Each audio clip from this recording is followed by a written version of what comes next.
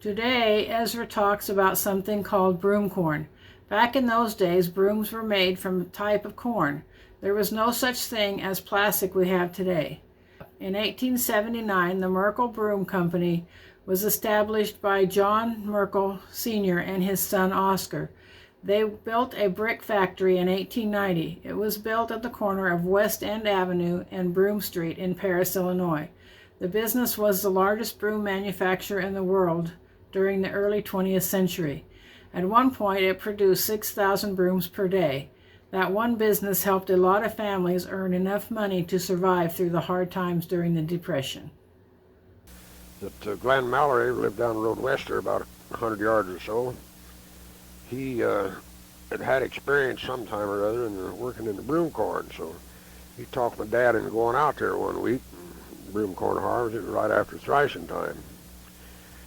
Just a little bit before that, during threshing time, after when I wasn't working for Garnet Herring, I'd haul water from my granddad when he threshed. I was what they call water boy. The buggy and old Bert he'd got from Cheese Rights a few years before that. Hook him up to a buggy and 3 or 4 old gallon jugs wrapped in gunny sacks, soaking wet then. Pretty good well there, water was cool, and so I'd make them a little cooler, evaporating. I'd go out through the field there, there'd be 3 or 4 guys pitching bundles and 3 or 4 guys on racks and loading them all into the separator.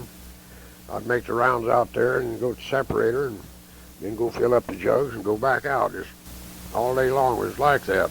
And then to finish the road job, and then Mallory, Dad got together, went out around Arcola or somewhere out in there where he'd been before, and they cut broomcorn. The broomcorn looks good like when it's growing as ordinary corn, although there's no ears on it. The leaves are a little bit greener. It goes up about 10 feet tall, and it's got a big bushy tassel on it. It looks good like a sorghum cane tassel or sugar cane, I think, something. I don't know whether the sugar cane had a tassel on it or not. Anyhow, that top part of the seeds, well, they take, the guy can walk backwards. You get between 2 rows, walk backwards, he'd grab a couple of those stalks. They're all seeded close together. They'd grow up, and you walk backwards through there, you'd grab a couple of stalks with your one side of you and jerk backwards on it and flop it over at a 45-degree angle, and reach on the other side and flop it over the other way at about a 45-degree angle. And when you get through, you look down through the field, it's like a green top bench about 3 feet high, all made out of corn stalks. And those tassels and everything was hanging over the edge of what they call the table. So then you had a little short-bladed knife, about handle maybe 2 inches long, about big around the broom handle, and the blade was about 3 or 4 inches long, and they'd put a little leather guard on it where you could hook one of your fingers underneath through this little leather guard so it wouldn't be rubbing against the back side of the end of the blade that went into the handle. And you grab a hold of one of those stalks, and this knife you'd have to whet it real sharp.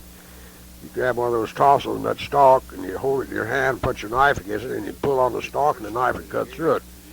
So when you knew your knife was cutting good, it had a little, like a teeth on it, almost like a hacksaw blade. And boy, when you had it that way, you could really cut them. But it took a little while, because most people had a tendency when they want to cut something to push on the knife. But you didn't do that way. You held the knife still and pulled. Well, you get a handful or 3 or 4 of those stalks, and then you'd lay them up on top of this table. Well, sometimes you had what they call an off table, so you had to lay them on the table behind you. You'd be working against one, and there'd be another one right behind you. They call that a lay-on table. You'd lay them all up there, and every few feet there'd be a big handful of them. Well, most of those fields are a quarter of a mile long, and you'd get paid about $1 to $1.50 a table. Go through there and bend those stalks over and then cut the tassels off. Well, we were never very fast at it, so it'd take us about 2 hours to break and cut up on it. Well, I'd start breaking, and my dad would start cutting. And when I got to the other end, then I'd start going down the other side to cut them off. And he'd finish up his side, and he'd come over and help me catch up my side, and then break another table and do the same thing.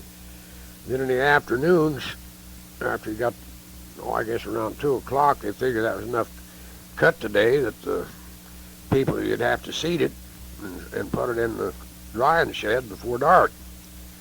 So he'd come down through the field there and ask for guys that wanted to work on the cedar. Well, this cedar was a long wooden platform, about 12, 15 feet long, all level. I don't know, set on sawhorses and a bunch of planks, I guess. And the cedar then was a round drum, about a foot in diameter and about 3 feet long. It set at 45-degree angle off the end of one of those tables. And the cedar itself was a piece of machinery run with a power belt off of the tractor. Some of them had gasoline engine, but most of them are run by a tractor. Power take-haul on a tractor with a belt. And then on the other side of the cedar was, after the stalks went through there, this roller there had a lot of spikes in it, like big spike nails, but they were fastened in there from the inside out so they wouldn't fly off and hit somebody. And you whirl them around at pretty good speed, and you push them. The guy would feed those stalks through there, you know, with the butt facing his belly and the seeds away from him, and they'd pull right through there, and you just keep poking them in. And on the other side was the table there. They had 3 or 4 guys grabbing them up after they were seeded and carrying over to the shed, and the open shed that had just slats on the side the wind could blow through, and they had shelves in there that were made out of slats, and where the air could blow all around this broom corn and dry it out in about 6 weeks' time and be ready for baling.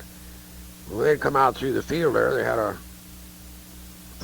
get them in there to seed, they had a couple of wagons, maybe just one, because according to how big the field was, how much they'd have to haul in. These wagons were a narrow wagon, and they had a flat bed, and they had a end gate, or whatever you want to call it, on each end. That's what we call them, end gates. And pulled by a team of horses, and they'd go down through that cornfield. Every other row was a off row, so they'd straddle that off row, and be 2 guys to pick up these stubs that they'd cut off these on tables and lay them on this wagon bed, flat bed, with the tassels of the seeds towards the center and the butts where they'd cut them off to the edge. And when they get that thing loaded, they'd take it in there right next to the cedar, and it had a little trigger on it somehow or other that you'd take the back tailgate off and hit that trigger, and the horses would walk forward, and that bed would tilt, and all that broom corn that had been cut would just slide right out on the ground in a nice even pile. Then they had the guys pick it up and put it on the table and seed it. Well, that always got paid by the hour, so we make more money sometimes seeding than we did by cutting, because maybe 50 cents an hour or 75 cents an hour, and 2 or 3 hours of that, and you could make pretty good at it if you were a very slow cutter. When we went out to that Broomcorn country, my dad had his old redbird Overland that he had picked up somewhere, an old red-bodied, yellow spoke wheel and yellow canvas top. Well, they'd worked the back seat over so they could cut it in two and put it on, the back of the front seat rather, and put it, the hinges on it. And after you'd hacksawed it down, found it and put screen door type of hooks on it, and hold the back of the front seat up, and then if they had to, they could unhook it and lay the seat down and make it into like a bed. Well, we never did use it, because we always slept out there in somebody's house. That old man Baker had a pretty good place. When school started, I got out of the Broomcorn, went back to school. Thanks for watching. Please hit the subscribe button and the thumbs up. And you are welcome to leave your comments. And we'll see you next time. Goodbye.